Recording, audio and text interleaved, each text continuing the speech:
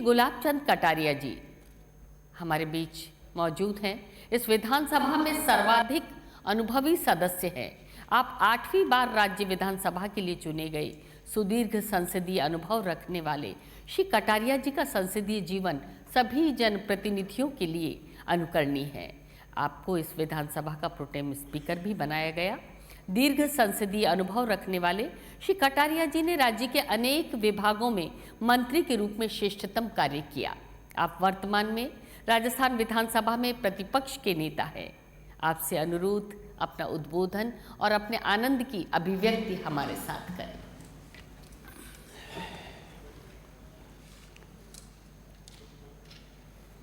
आज इस सदन का सौभाग्य है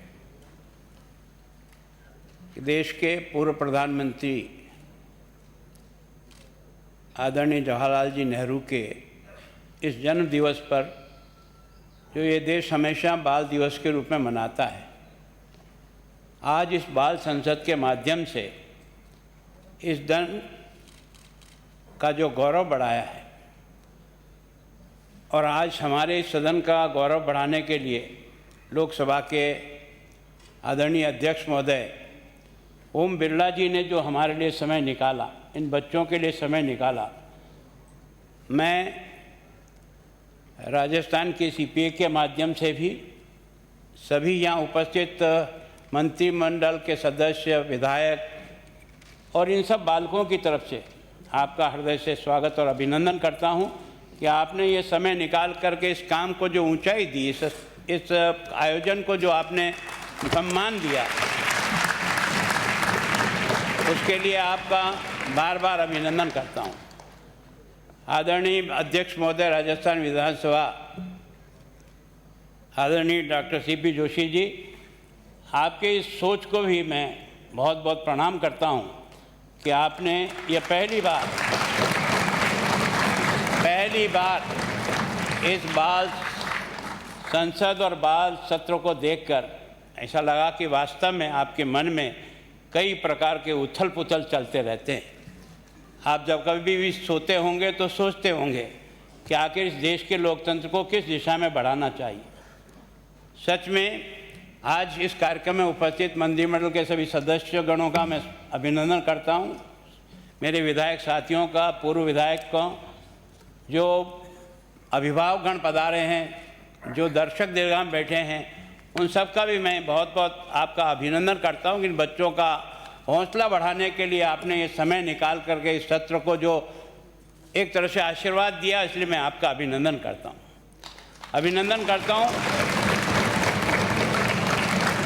आप सभी छात्र और इस सदन में सदस्य के रूप में, विधायक के रूप में उपस्थित मंच के सामने इस सदन में बैठे हुए सभी भाई बहनों का मुझे बहुत प्रसन्नता है कि हर्ष ने आज नेता सदन के रूप में अपना स्थान ग्रहण किया, प्रतिपक्ष का गोयल ने किया और अभी जो अध्यक्ष के रूप में संचालित कर रही थी जानवी।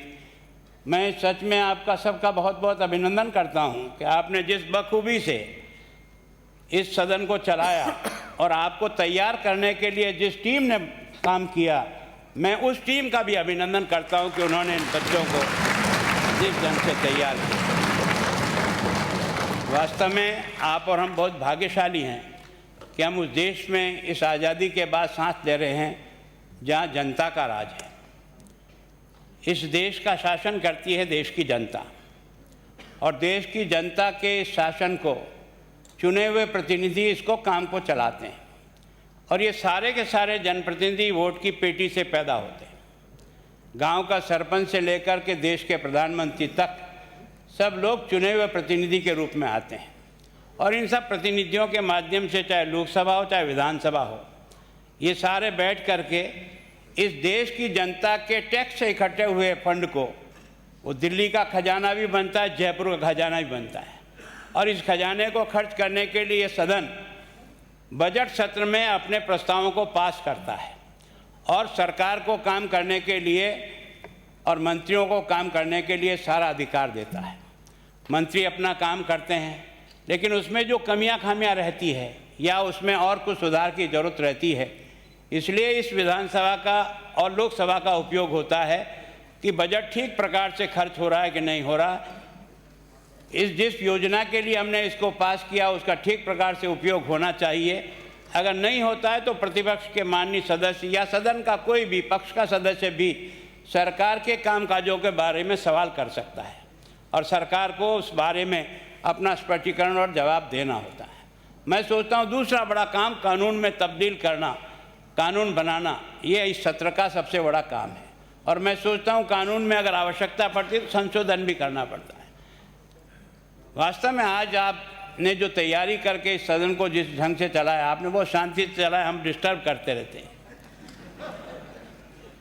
सच्चाई को स्वीकार करने में कोई मुझे ऐतराज़ नहीं, लेकिन मैं सोचता हूँ कि ये देश कितना महान है कि 70 साल में इस देश के लोकतंत्र के, जनता के निर्णय को सबने सर माथे पर रखकर इसकी पालना की। मैं सोचता हूँ कि एक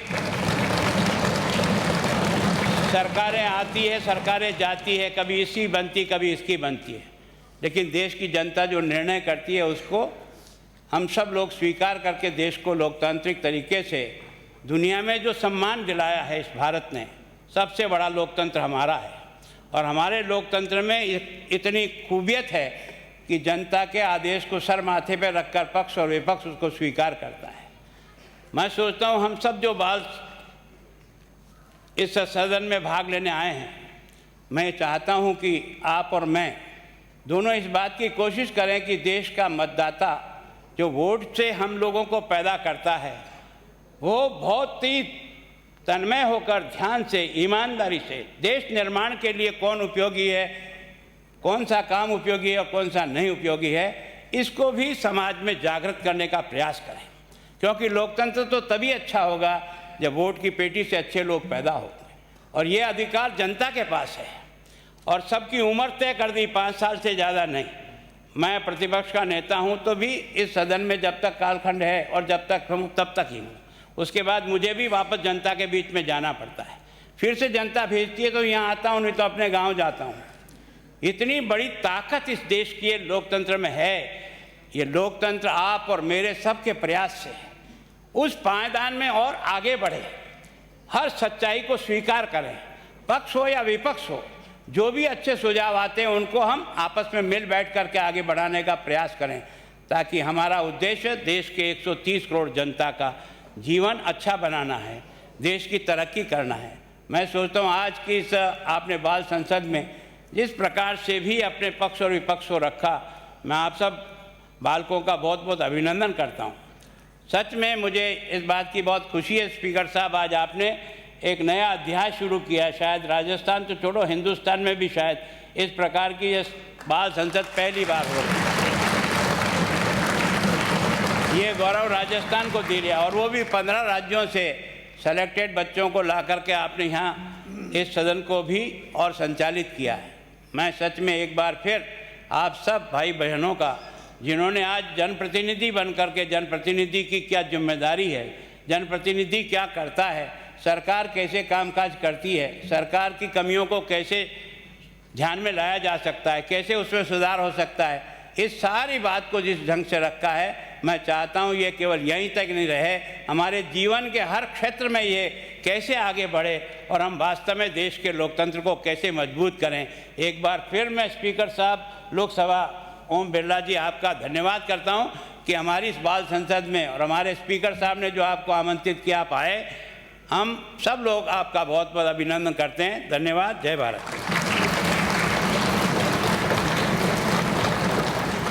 To never miss an update from the Kids Government of Digital Bal Mela, subscribe to the YouTube channel, follow the Facebook account, the Instagram handle, and the Twitter page.